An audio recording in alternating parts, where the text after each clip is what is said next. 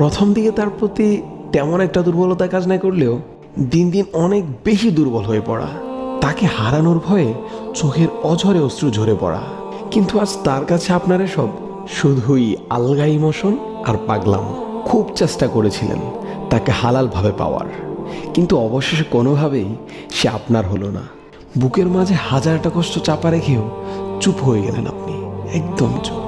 মাঝে মাঝে কিছু প্রশ্ন আপনাকে খুব করে নাড়া দেয়। সে আমার সাথে কেন করলো এমনটা?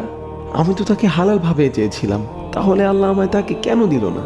কিন্তু আপনার কি মনে পড়ে আপনি যে ওই ছলনাময়ীর ভালোবাসায় অন্ধ হয়ে আপনার রবকেই ভুলে গিয়েছিলেন? আপনি ভুলে গিয়েছিলেন আপনার রব কতটা মহান, কতটা দয়ালু। আপনি এত বড় একটি পাপে জড়িত থাকার পরও আপনার রব আপনাকে ধ্বংস করে দেননি, আপনাকে তার রহমতের ছায়া থেকে বিতাড়িত করেননি, সমাজের কাছে অপমানিত করেননি। তিনি আপনাকে